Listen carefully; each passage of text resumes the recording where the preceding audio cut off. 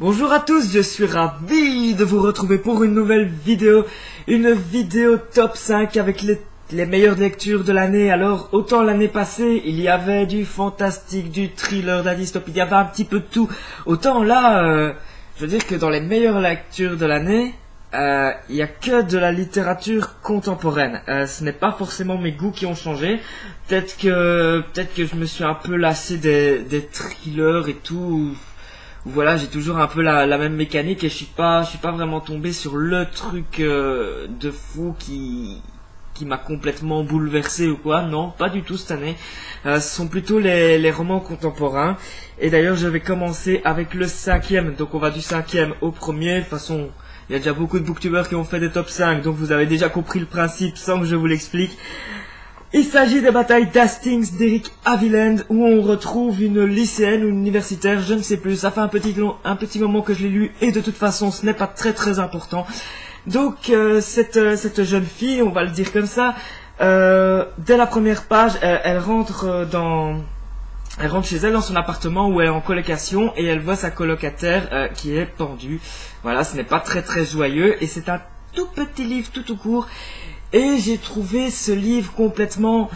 comment je vais dire ça, juste. Mais en fait c'est le juste est le mot que je vais utiliser pour désigner tous les livres que je vais vous présenter dans cette vidéo. Mais voilà, le ton était super juste parce que ça parle de la mort sans faire dans le pathos, sans faire dans le larmoyant, sans faire dans le chiant, on va le dire comme ça, où on voit vraiment comment après cette mort tout le petit monde va réagir, c'est-à-dire au lycée ou à l'université, la famille, enfin un peu tout le monde. Et voilà, il y en a qui s'en foutent, il y en a qui sont émus. Et voilà, c'est un peu un roman c'est un peu un roman contemplatif. Voilà, on regarde un peu ce qu'il se passe après la mort de cette jeune fille et comment aussi l'héroïne le vit elle. Parce que je pense... ce que je vais faire, c'est que dans cette vidéo, pour tous les bouquins que je vous montre, je vous mettrai le lien de la vidéo où j'en parlais avec beaucoup plus de précision. Comme ça, si un livre qui vous intéresse, je vous renverrai vers la vidéo qui en parle beaucoup mieux. Ici, je vais vous les présenter vite fait.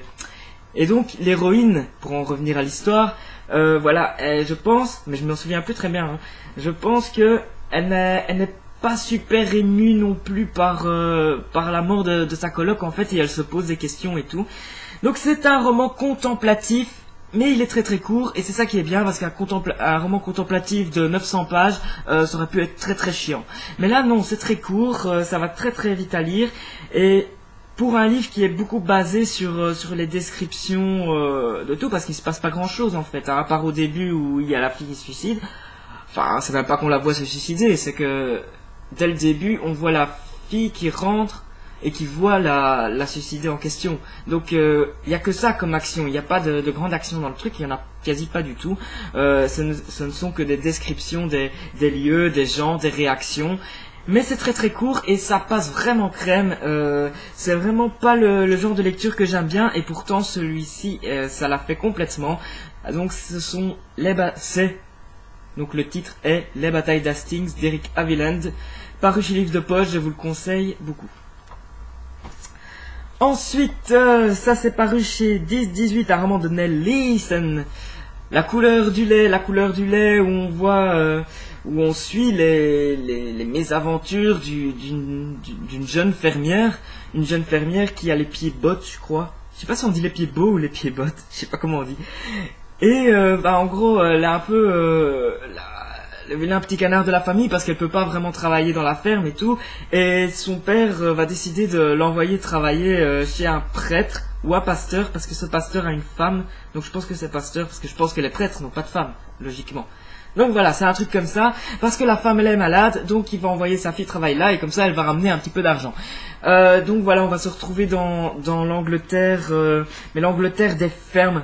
Parce que souvent quand on présente l'Angleterre, c'est souvent Londres, les cottages et tout ça, tu vois, un peu Barnaby quoi. Et là non, ça c'est vraiment la ferme, je sais plus quand ça se passe, 19e siècle, début du 19e siècle, 1831 pour être précis.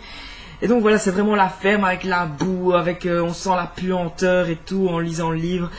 Et la particularité de ce livre est aussi que c'est l'héroïne qui n'a aucune aucune instruction, qui n'est pas du tout cultivé, qui écrit ce qui se passe dans sa vie, et donc c'est très très mal écrit, donc c'est un peu difficile à lire au début, mais moi je me suis plutôt bien adapté. Voilà, genre il n'y a pas de majuscule au début des phrases, ce genre de choses, et parfois il y a des petites fautes d'orthographe, parfois il y a des fautes de syntaxe, mais voilà, ça passe parce qu'on est vraiment immergé dans le truc du coup. Et voilà, c'était vraiment une très très bonne lecture. C'est assez violent hein, des fois, donc je vous préviens. Ensuite, numéro 3, Les Chasseurs de Tornades de Gina Blum. Donc ce que j'avais présenté entre un mix entre les films Rain Man et Twister. C'était vraiment excellent. Bon, pour le coup, c'est un peu plus long ici. Hein. Donc on va se retrouver sur la route des tornades. Donc c'est Oklahoma, je sais plus c'est où vraiment. Hein. C'est Kansas, je sais plus vraiment les États, mais c'est tous les États un peu du sud, comme ça, des États-Unis, où il y a vraiment une route des tornades qui existe vraiment, où il y a vraiment des tornades qui passent là chaque année. C'est même dangereux de construire des maisons. Si tu construis une maison, vaut mieux avoir des fondations, et en général, les gens ont une espèce de cave pour la cave à tornades, je sais plus comment ils appellent ça. Et donc, pour en revenir à l'histoire, on va suivre une fille qui a un frère, et son frère est bipolaire. Voilà, il est bipolaire. Et il va s'échapper de l'hôpital. Et enfin, c'est pas qu'il va s'échapper, c'est qu'en fait, il peut sortir de l'hôpital, mais il prévient pas sa sœur et tout, et il se barre, je pense, comme ça. Et donc sa sœur aimerait bien le retrouver. Et non, son frère, il s'est barré comme ça. Il est directement parti à la chasse aux tornades. En tout cas, c'est ce dont sa sœur se doute, parce que c'est un fan de tornades et tout. Et il y a une belle analogie des tornades et de ce garçon qui est bipolaire. Enfin, en tout cas, moi, je l'ai pris comme ça. Mais je pense qu'il le dit lui-même dans le livre, hein, le frère. C'est que les tornades lui ressemblent parce qu'elles sont imprévisibles, elles sont fascinantes. Mais d'un côté, faut pas trop être imprudent parce que voilà, c'est tellement imprévisible que parfois ça peut faire des dégâts et tout ça. Et donc, j'ai bien aimé le parallèle qui est fait entre ce trouble du comportement et les tornades, le phénomène des cyclones et tout ça. Et voilà, c'était vraiment excellent. C'est une aventure aussi, hein. C'est une aventure à la fois humaine entre le frère et la sœur.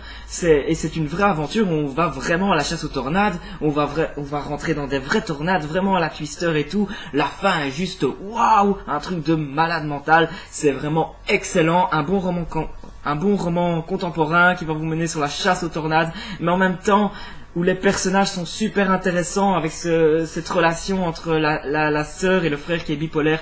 Franchement, c'est un très très très très bon livre. Je vous le conseille à tous. Les Chasseurs de Tornades de Gina Blum. Et c'est sorti chez Livre de Poche. Là, on arrive dans le lourd du lourd. Difficile à départager, mais je mettrai en deuxième position Le Gang des Rêves de Luca Di Fulvio, paru chez Slatkin et compagnie. C'était vraiment un roman magique, mais j'en ai parlé dans la vidéo juste avant, donc je vais pas en parler trop ici. Je vais vous renvoyer directement vers l'ancienne vidéo, surtout que peut-être que beaucoup d'entre vous l'ont vu il y a quelques jours, donc voilà.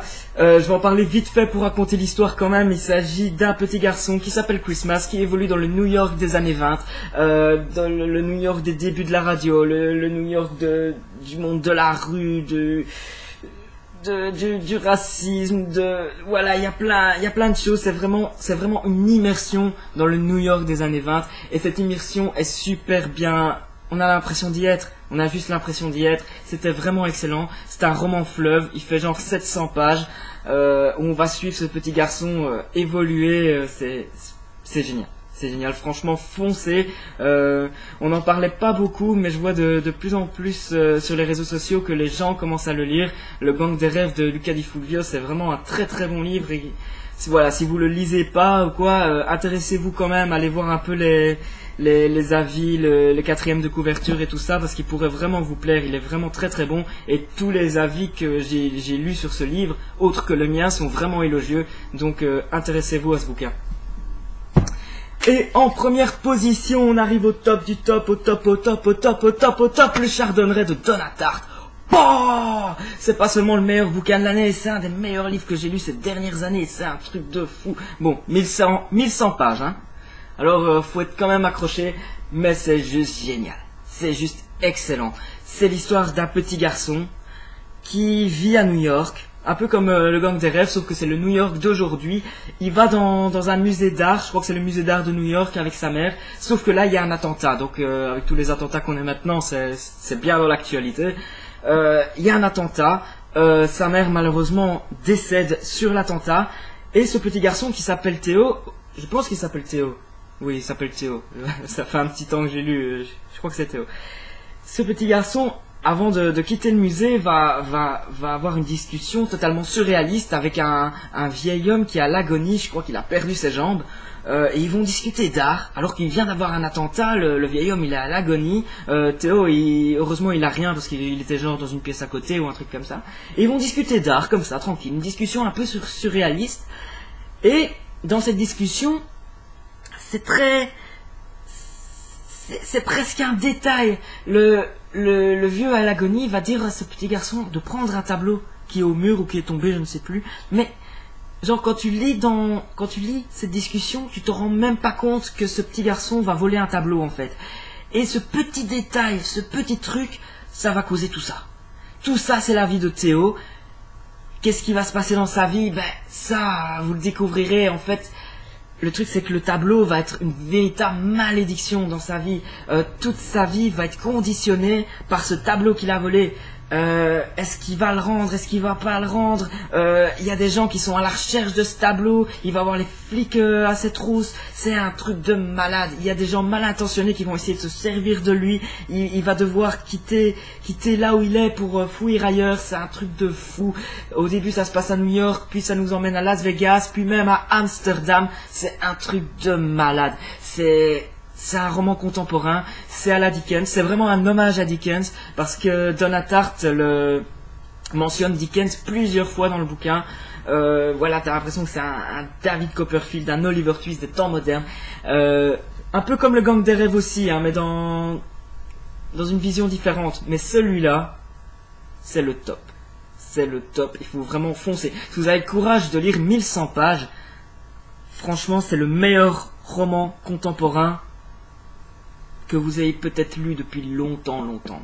Il est vraiment excellent. Le Chardonneret de Donna Tartt, c'est sorti chez Pocket et on arrive à la fin de ce top 5. J'espère vous avoir donné quelques idées. Donc n'oubliez pas que tous les romans que je vous ai présentés, je vous mets en dessous les liens des vidéos où je vous en parle peut-être avec un peu plus de détails. Voilà, je pense, hein. Et on se retrouve tout bientôt pour une nouvelle vidéo. N'oubliez pas, je suis sur Instagram, je suis sur Facebook, voilà, je le mentionne de temps en temps, tu vois, comme ça. Est-ce que j'avais d'autres choses à vous dire? Ben non, je ne pense pas, si ce n'est qu'on se retrouve tout bientôt. Prochaine vidéo, je pense que ça va être des updates, parce que j'ai une de ces piles. Attends, peut-être je tourne un peu la caméra. Attends, tu vois la pile là-bas, près de la télé, là au milieu? Ben tu vois, ça c'est la pile. Ça c'est la pile de bouquins que je dois encore vous présenter. Donc il y en a un petit paquet là. Donc je vais m'y mettre, tout doucement. Et on se dit à la prochaine. Ciao, ciao.